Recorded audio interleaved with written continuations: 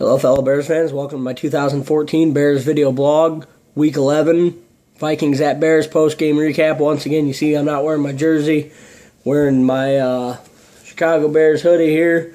Wore it during the game preview. We got the win, so maybe I'm just going to let superstition take its course and keep wearing a hoodie during my blog the rest of the year. It worked. We snapped a 3-game skid. Well-needed win. Got us to 4-6.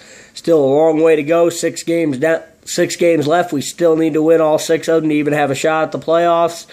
Not going to be easy, especially with 2 against the Lions and 1 against the Cowboys in our 3 of our final 6 games. But this team's got the talent to get it done. Got off to a slow start again in this one, but picked it up in the second quarter. Out in the second through fourth quarter, we outscored the Vikings 21-3 after falling behind 10-0. Let's look at some of the numbers here. First downs, we held Minnesota to just 10 first downs. Defense did play a little bit better this game. We recorded 24 first downs. Third down efficiency, we held them to 2 of 11. We were 10 of 17. Fourth down efficiency, they were 2 of 2. We were 2 of 3. Total plays, we ran 74 to their 46. Total yards, we had 468 to just their 243. Just dominated in every aspect of the game except for the score. We only beat them by 8, but a win's a win. Total drives, each team had 10. Passing, we had 330 to their 147. Rushing, we had 138 to their 96.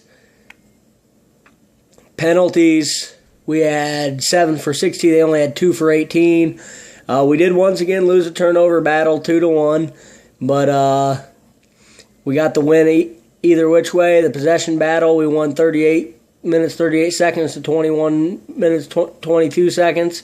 Move now on to individual numbers. Jay Cutler had a little bit better of a game this game.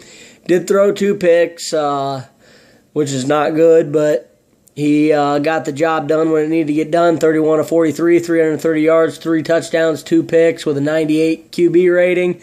Teddy Bridgewater, 18 of 28 for 158, 1 touchdown, 1 pick.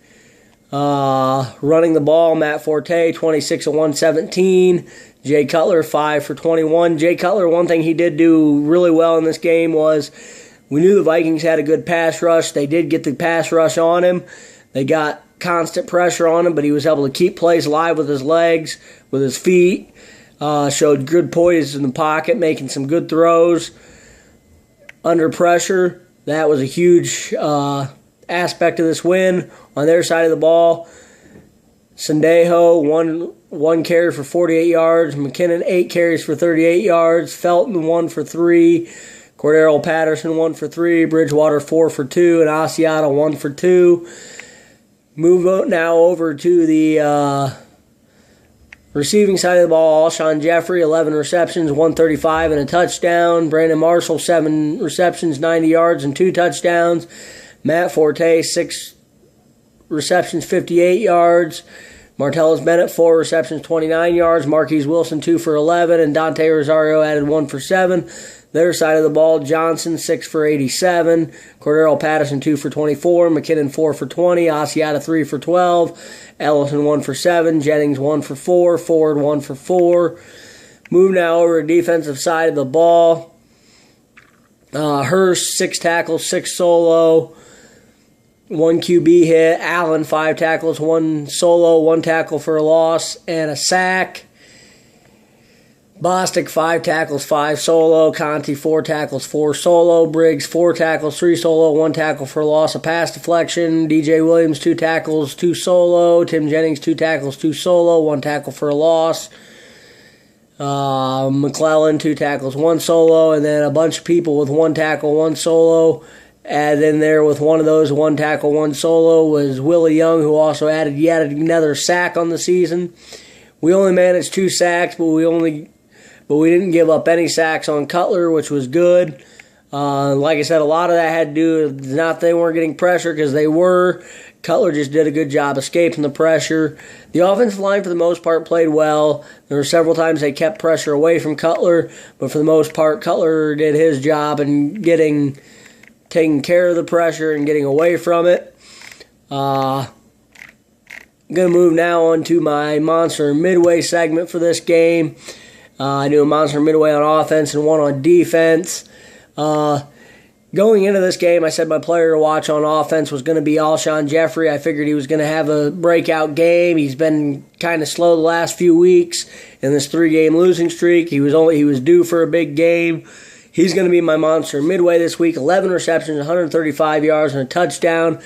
Also going to throw out 2 honorable mentions here. Brandon Marshall, 7 receptions, 90 yards, and 2 touchdowns. And Cutler, 31 of 43 with 3 touchdowns and 2 picks, is also going to get an honorable mention. A lot of people might not agree with that because he threw 2 picks. I'm going to give it to him. You throw the ball 43 times and you make 3 of those touchdowns and only 2 picks. I'm going to give him an honorable mention on this one. On the defensive side of the ball, throughout most of the game, I had a pretty good idea who my Monster Midway was going to be this week, and that is who I'm going to go with also honorable mentions to follow. Recording 5 tackles, 5 solo, a sack, and a tackle for loss. I'm going to give it this week to Jared Allen.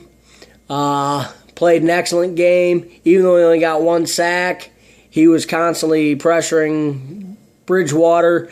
Actually could have had 3 sacks in this game. 2 of the times he tackled Bridgewater managed to sneak a yard ahead of the line of scrimmage, so that way it doesn't count as a sack. But to me, a 1-yard gain, him scrambling out of the pockets, is good as a sack to me. Also going to give an honorable mention to Willie Young, who recorded a sack, and Ryan Monday, who got the game-winning pick to seal the deal in this one.